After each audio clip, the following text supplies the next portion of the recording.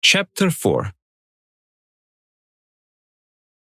I woke up to the loud and annoying sounds of birds cawing into the late morning sky.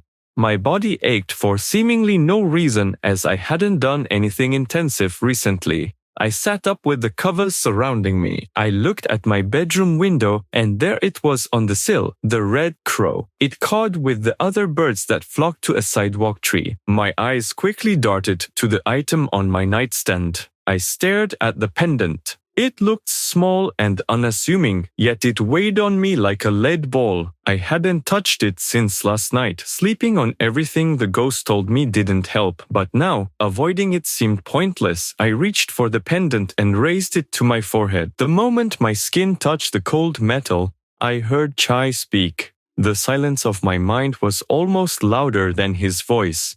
Morning, sunshine. How'd you sleep? That is if you still call 10 o'clock morning. I didn't answer. I just sighed and slid my feet onto the hardwood floor. I pulled on my boots, then stood up to grab my black trench coat. At first, I didn't even think to clean myself up, but I decided that it would be best if I at least brushed my hair. I stopped entirely when I saw my reflection in the mirror of my tiny bathroom. My body, my thoughts, everything came to a halt when I noticed one detail. My once pitch black eyes were now painted with a slight red hue that I couldn't unsee. I touched my fingertips to my cheek, still gripping the cross pendant in my palm. I couldn't tell if it was real or just another figment of my imagination. Yep, that's part of the look. Chai spoke, though I didn't see him anywhere in the room. His voice was coming from inside my head, though he sounded like a real person talking to me from the outside. What? I said under my breath, a half mumble, half grumble. I have the red eyes too. Used to be yellow. He spoke, invoking confusion in me. Then I remembered when I saw him the night before. His eyes were red, like the crow's body, like Olivia's eyes. When I found her, now my eyes are red too. Chai had yellow eyes before he died. That's not a natural color. Did he wear colored contacts? I didn't bother thinking about it more. The Chai I had already come to know was chaotic, so I wouldn't put it past him. My attention turned to the task at hand. My jet black hair was short, shaved on the sides and back. Though it wasn't a bad haircut. It actually looked quite classy when I decided to actually brush it. I grabbed my comb and started brushing through the mess I call hair while continuing to look into the mirror. The hollows beneath my eyes looked darker than usual, making me look like I hadn't slept in years. My skin was pale, almost ghostly, and I had a small mole on the left side of my mouth. I straightened and stepped back when I was done. At 5'5", I was shorter than most people I worked with, but my build was lean, efficient, what you would call functional. My high cheekbones stood out to me today. They made me look like a skeleton. Most of my muscle went to my arms, I suppose. I couldn't say whether or not it bothered me. Maybe it was just part of me. I stood there with the pendant in my right hand, absent-mindedly touching it to my lip while I brooded. So what's the plan? Sit around moping while staring at the mirror, or are we actually going to do something? Chai's voice interrupted my train of thought. I'm going out. The streets were busy, despite the cold. I stuffed my hands in my pockets, the pendant cool against my palm. With nowhere to go, I stopped at the cafe for coffee to warm up. I grabbed my drink from the pickup counter and sat down in my favorite corner chair. Knowing I was in for an earful, I touched the pendant to my ear that was facing away from the cafe's patrons. I hoped I looked more like a man on a phone call than a man going insane. Man, you must like coffee. It seems like you come to this place twice a day. Chai, always ready with a pointless observation. Maybe. Coffee helps me think. Well, you must need to drink a lot more of it then. You're not helping. What else can you tell me? I don't know. I told you everything I could remember last night. Things are fuzzy. Being trapped in your head seems to make me dumber.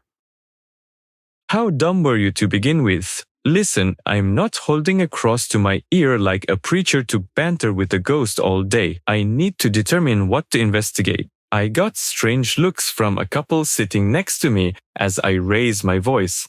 We could investigate the kid. Chai casually suggested. What kid? The psychic kid that was at my death. Come on, Victor, keep up. What psychic kid? Oh, didn't I tell you that? No, why not say that earlier? I shouted, prompting strange looks from the whole cafe. I calmed down and spoke quietly. What's his name? We can take a look at the records office for the case files. I don't remember. You can tell me what you do know on the way, but first I need another coffee. What? You still haven't finished that one? It's not for me, I said as I finished placing my order. The barista glanced up but didn't bother to ask who it was for. I grabbed both cups in a hurry and ran out the door. I'm sure the people in the cafe continued to discuss the degree of my insanity more intensely. I hailed a taxi and told the driver to head to the records office, though I already knew it was a long shot. Still, it gave me somewhere to go, something to focus on besides the constant noise in my head. In the back seat, I murmured quietly to Chai, drawing looks from the driver in the rearview mirror. In this city, I'm sure this wasn't the first time he had a customer who talked to himself. Chai told me more details about his death as I questioned him. He told me about the boy who was part of the gang. You mean like a high school dropout? No, like 9 or 10. Was it human trafficking, a kidnapping? I don't know, man. Some fucking kid. Chai had only seen him a few times and didn't know his name, but he told me that he seemed important, that there were rumors of the kid being a psychic of some kind. We pulled up to the records office. I walked through the door and spotted the usual clerk behind the counter. Well, hello, Mr. Levitsky. What brings you by this fine, wet, freezing day? Hello, Miss Springfield. I thought you could use a latte, I replied, skipping past the rhetorical question. I wasn't one for small talk, but I could appreciate another coffee lover. I could always use a latte, but I doubt that's the only reason you're here. First, let me ask you a question. Shoot, I said flatly, seeing the mischievous glint in her eyes. Can you see ghosts? I froze. What? You see, I was walking to work this morning, crossing the street. This car pulls up to the red light right beside me, real careful-like. I turn and look. My heart stops. No one is driving the car. Her eyes went wide while her hands played out the story. It was a self-driving car. Of course it was. But right then, I thought a ghost was driving. I died right there on that crosswalk. I then gave up the ghost. She couldn't contain her laughter, nor could I, as I released all my nerves at once. Her face turned solemn, though. But, you know what? Later, I looked it up. The city doesn't allow self-driving cars yet. So, what was driving that car? It couldn't have been a ghost. If ghosts are real, I doubt they could touch things, much less drive a car. I couldn't let her know I knew this as fact, at least for the only ghost I had experience with. Maybe it was just a short person driving, or they bent down to reach the phone they dropped on the floor. Maybe. Or maybe a ghost killed me and now I'm a ghost too. So, if you can see me, you must be able to see ghosts. I don't think ghosts can drink coffee. Only one way to find out. Pass it over. She took a sip, closed her eyes, and smiled a smile that warmed me more than the steam rising from her cup. Now that we've proven you're corporeal, can you help me with a query? I handed over my ID, because protocol, and made my request. I'm looking for anything related to child disappearances near the Lower East Side over the past 5 years. She tapped at her keyboard. Not much here. You'd need clearance for the closed cases. Okay, what about the open cases? I could tell you the open cases and the lead detectives, and you can ask them for details. Okay, anything for what would now be a 9 or maybe 10-year-old boy? No results. Let me try. Nope. Nothing there either. All right. One more thing. Can I get the case files for a robbery involving one Chai Sei-teng? Her fingers paused over the keys. Mr. Levitsky, I want to help, but the ID check says you're on leave. You'll have to come back when you're back on duty. Of course, sorry for taking up your time. I bit back my frustration. I thanked her and headed towards the door. Mr. Levitsky, She called as I walked away. thanks for the coffee. Tell your sister I said hello. My hand missed the door handle and my face planted into the frigid glass. Did she know Kira? I found the handle and pushed, pulling the pendant from my pocket as I stepped into the sharp winter air. The visit was a bust, as expected, but it was worth a try. Why'd you give up so easily? Chai said as soon as I touched it to my ear. It seemed like he could only signal through hallucinations while I wasn't in contact with his pendant, though when I was touching it, I could hear him speak clearly. Ali Springfield plays by the rules. You knew that wasn't going to work. Yeah, well, I had to try, I said, growing more frustrated. Right, because wasting time is such a fantastic strategy. He replied, though there was no real malice in his voice. What's next then? I ignored him and kept walking aimlessly.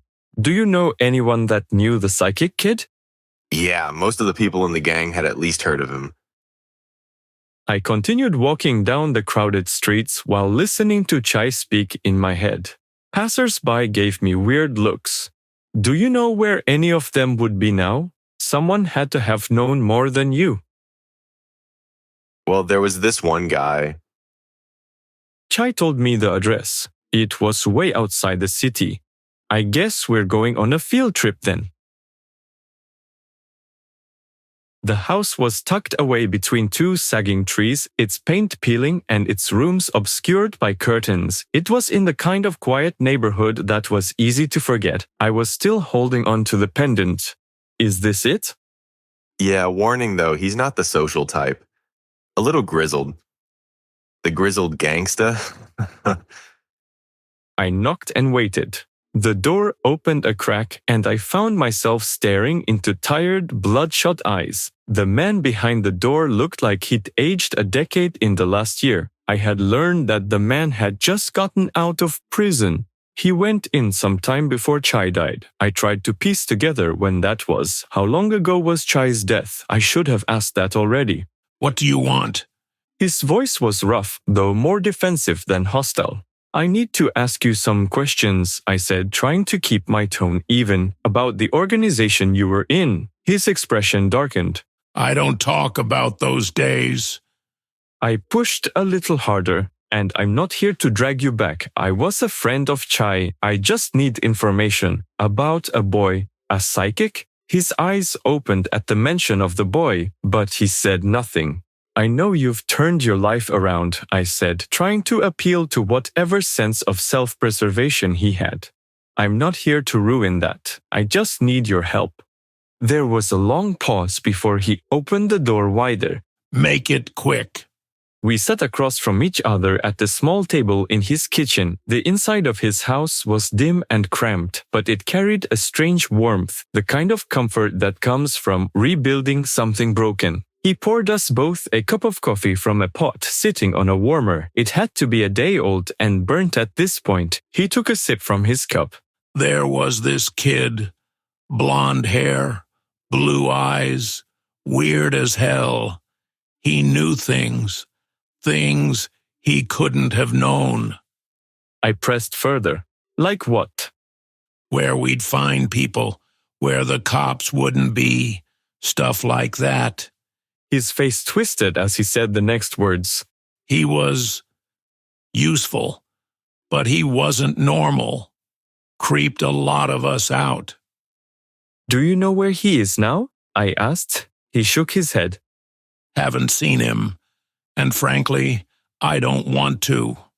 His answers were vague, frustratingly so, but it was more than I'd known before. I sipped from my cup. It tasted like bad decisions and regret. What's the boy's name? Ben. He looked thoughtful. I thought he was going to tell me more about this Ben, but he looked at me, realization in his eyes. How did you say you knew Chai?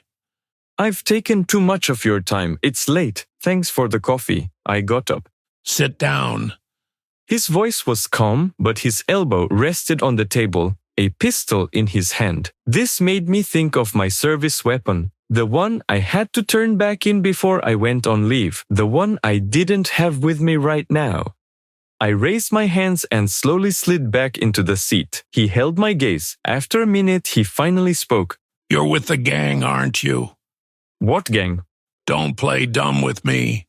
You're here to see what I'll say. I've already told you too much. You're here to kill me. I'm unarmed. How would I do that? There's more than one way to kill a man. The old ways.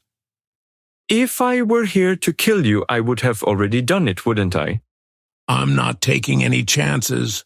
Let's go outside. I don't want to make a mess in here. He gestured the gun at me and the back door. I got up again.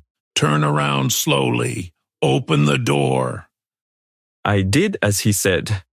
Though, as I did, I also quickly dipped my hand in and out of my coat pocket. He was much older than me. I should be able to take him in a fight, but he kept his distance and could shoot me before I could make my move. That's probably what he was also thinking, because he spoke harshly. Move. I put my right hand on the doorknob and turned it. I paused just long enough for him to jiggle his gun again. I yanked the door open and spun behind it. A shot rang out, a bullet splintered the edge of the door, and my ribs screamed with pain. I pressed the button on the device in my other hand and shot his face with pepper spray. He cried out and fired twice more, bullets going wild. Before he could hit me with any more of them, I scuttled down the porch and out into the woods behind his house. I ran awkwardly, one arm flailing wildly to keep balance while I could barely see and was gagging. Overspray must have got into my eyes. I heard more shots behind me, but didn't stop. The sun was lower, the air colder. I gripped my side, feeling warm liquid soaking my jacket, and kept running into the freezing evening.